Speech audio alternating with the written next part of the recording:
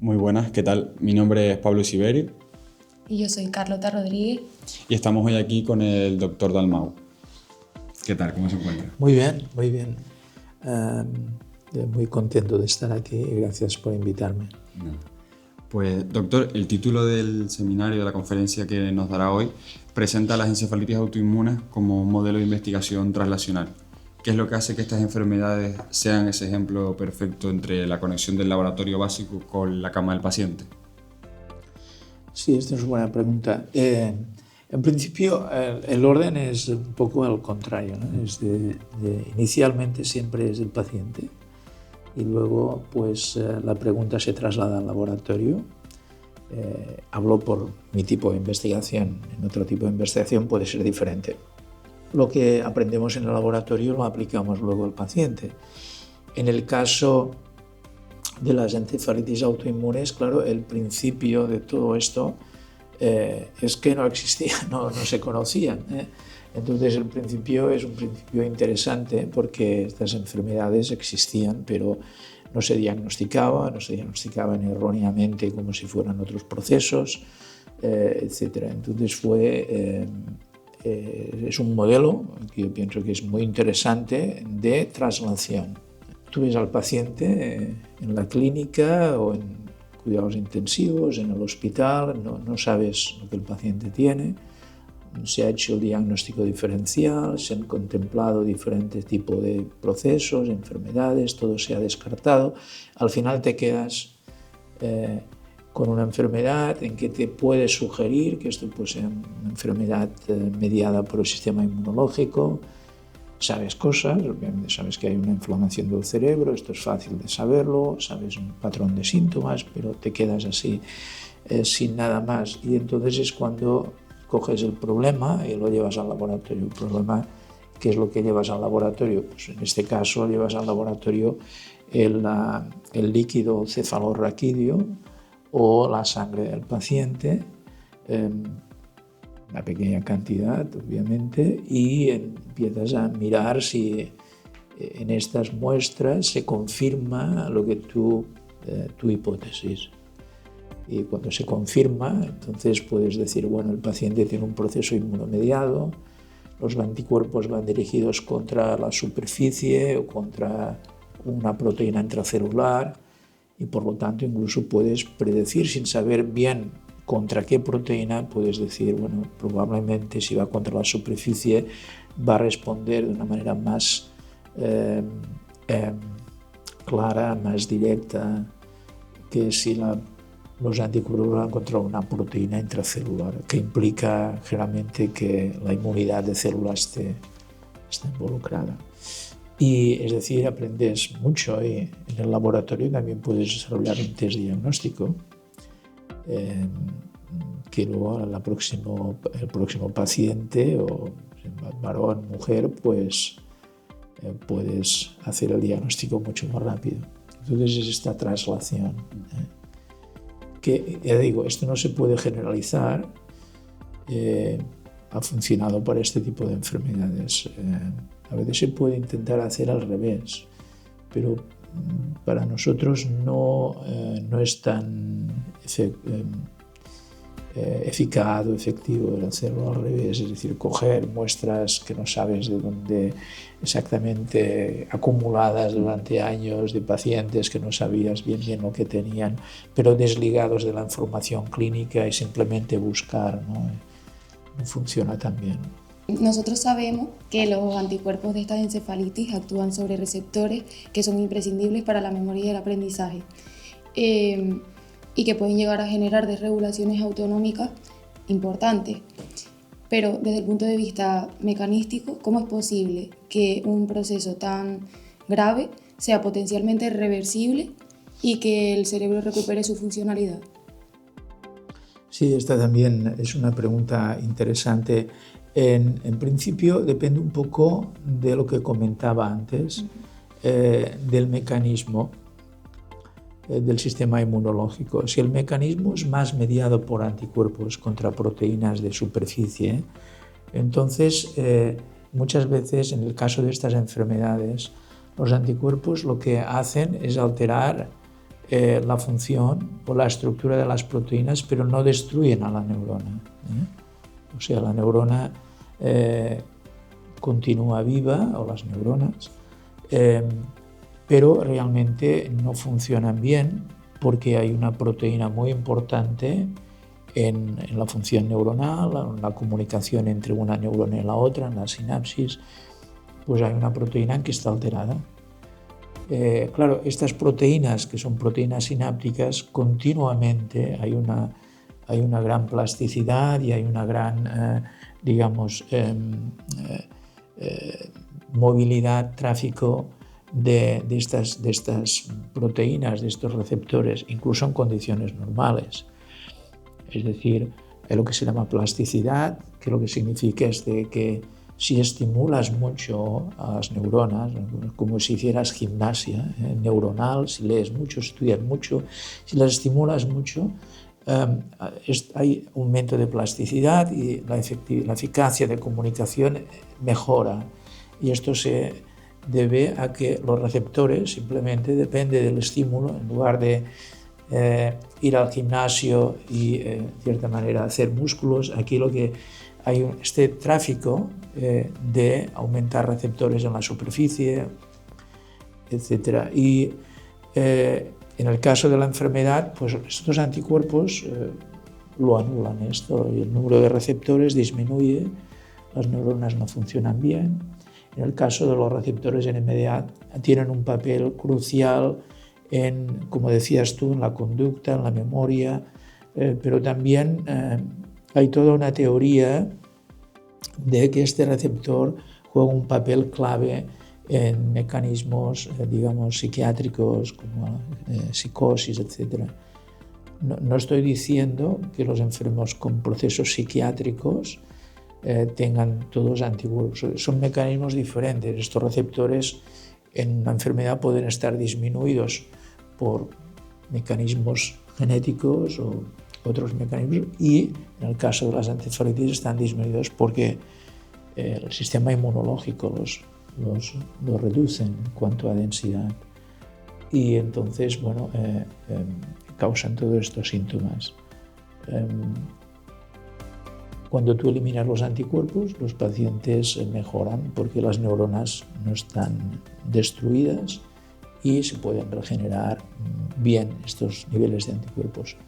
En otras enfermedades que desde el punto de vista clínico, viendo al paciente o en cuidados intensivos, en el hospital, etc., tienen el mismo patrón de síntomas, los mecanismos, en lugar de estar mediados por anticuerpos, están mediados por células T que van y destruyen neuronas.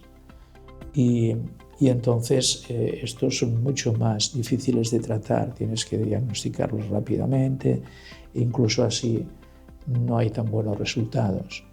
O sea, tú tienes el mismo perfil de síntomas, perfil de síntomas, que los dos pueden parecer muy severos, muy graves, pero en un grupo de enfermedades el mecanismo hace que sean más tratables que otras. Otro asunto, en la última década se han sucedido numerosos avances tanto en el diagnóstico como en el tratamiento de enfermedades que hasta hace muy poco eran invisibles o intratables. ¿Cuál cree que es el siguiente gran reto de la neuroinmunología? ¿Qué otros frentes tiene abiertos esta especialidad actualmente? Estás hablando de la neuroinmunología. Bueno, en la neuroinmunología hay un amplio grupo de enfermedades hoy en día. Sí, hace unos 25 años, básicamente, neuroinmunología no diría que estaba representada por una sola enfermedad, pero casi, ¿no? Que es la esclerosis múltiple.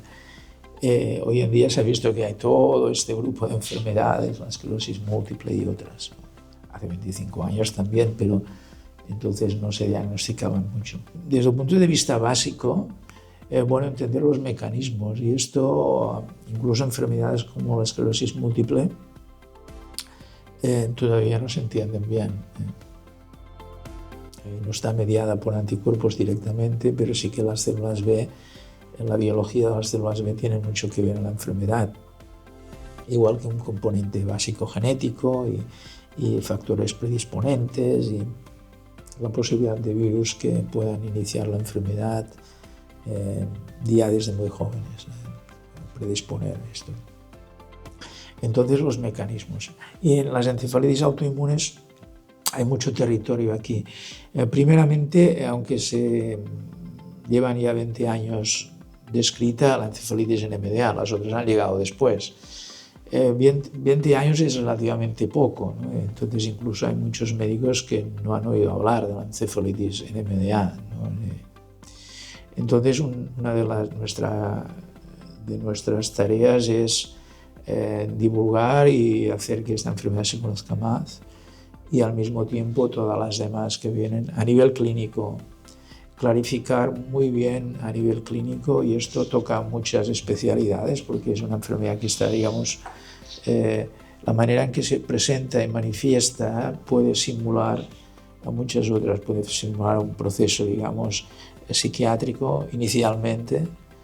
Es importante aclararlo, ¿no? Porque generalmente la enfermedad misma se aclara, ¿no? Se presenta simulando un proceso psiquiátrico, pero luego en las próximas semanas ves que no, que tienen más cosas, más problemas, otros síntomas que se añaden. O puede presentarse como un proceso, digamos, que puede simular una infección vírica al cerebro, puede presentarse como si fuera una enfermedad neurodegenerativa. Hay todo un espectro de disciplinas dentro de la neurología y fuera de la neurología que se tocan por esta enfermedad. Entonces es importante que la gente, los especialistas, conozcan esto, que las conozcan, que sepan que esto puede ser un proceso autoinmune, para diagnosticarlas pronto y tratarlas. Todo esto es en el plan clínico. En el plan básico, pues mucha más tarea que hacer, es decir, estas enfermedades, pues necesitamos saber todavía más mecanísticamente cómo se inician. En muchos pacientes no sabemos qué es lo que lo inicia. Hay factores genéticos también en algunas, pero no en todas. Hay a veces iniciadas por cáncer, pero a veces la misma enfermedad no se asocia al cáncer. Entonces, ¿cuáles son estos factores iniciadores de la enfermedad? Esto se tiene que estudiar. Y luego los mecanismos más básicos, es decir, cómo es que la respuesta inmunológica, pues, al alterarse estas proteínas, causan todos estos síntomas. Esto es importante, todavía no lo sabemos. Pero luego hay toda una tercera línea, que es una tercera línea en que dices, bueno, es decir, esto te lleva a ver cuál es la función de estas proteínas, no solo en la enfermedad, sino durante la salud, ¿no? Es decir, hemos descubierto que los receptores NMDA, por ejemplo, tienen un papel muy importante en presentaciones psiquiátricas, ¿no?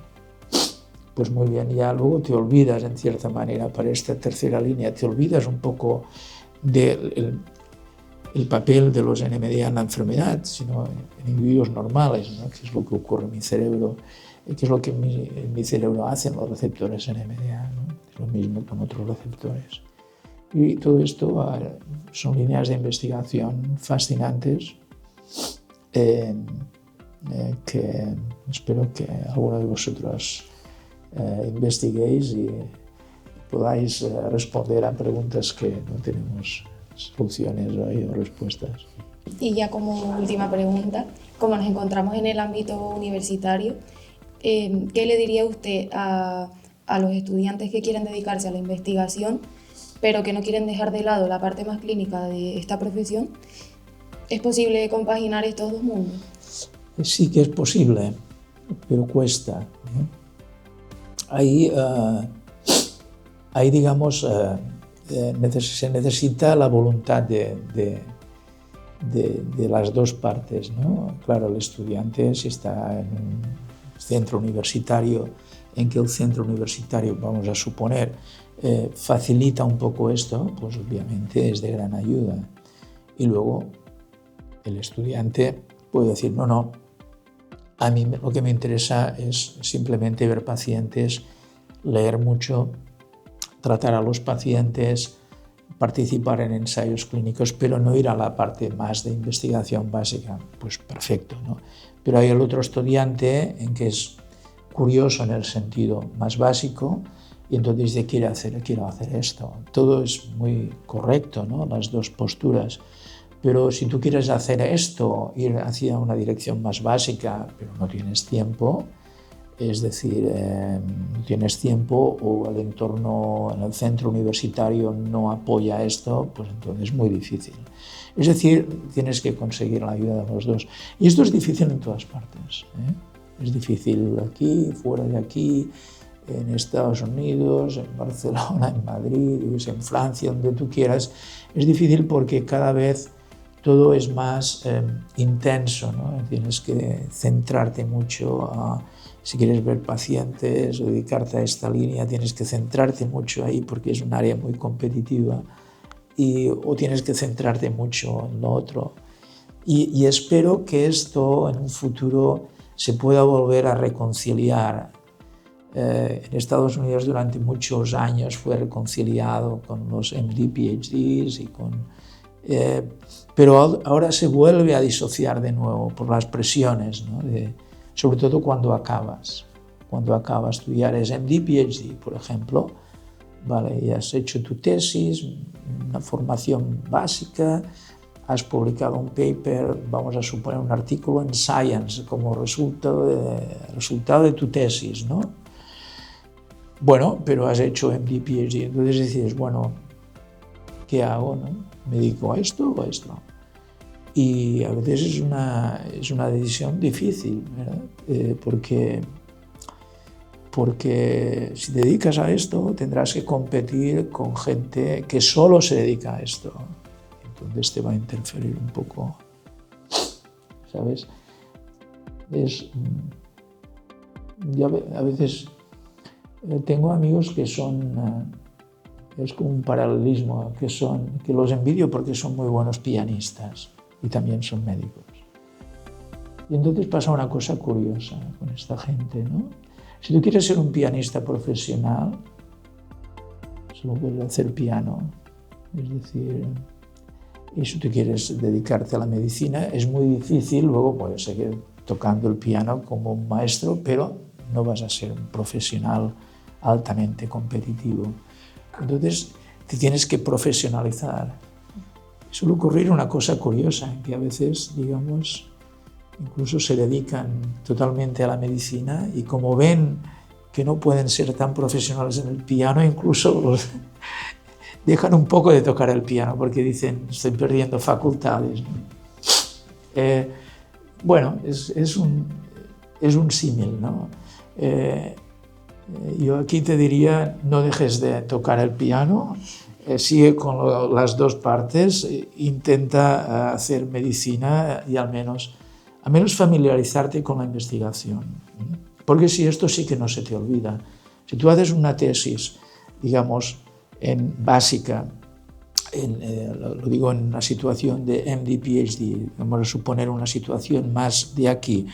Si tú haces medicina los 2 últimos años, como hay estudiantes míos que han hecho, a ratos que pueden, vienen al laboratorio y hacen su, digamos, trabajo de fin de grado en el laboratorio, vienen a las horas que pueden, a veces están por la noche, se escapan y pueden tener unas horas y hacen un estudio así. Toda esta experiencia y la rigurosidad que se necesita para publicar este artículo, aunque luego te dediques solo a la clínica, no se te olvida. Tienes una manera de pensar metódica que te ayuda en la vida, ¿no? Y sí, no tengo una varita mágica con la solución. Pues bueno, le damos las gracias por haber venido y habernos facilitado esta entrevista y le deseamos suerte para la conferencia de ahora. Muy bien, muchas gracias a vosotros por invitarme. Ha sido un placer. Está haciendo un placer estar aquí y hablar con vosotros y espero que luego vendrán muchos más compañeros vuestros y bueno, y que sea el inicio de una línea de participación de los estudiantes y ahora en adelante que esto se convierta en una tradición, quizá la gente de la universidad que nos esté escuchando puede conseguir una cierta subvención para que cada año venga pues una persona invitada a hablar con los estudiantes. Ellos dicen que sí. Sí, esperamos que sí nosotros, la verdad. Bueno, muchas gracias. Muchas gracias.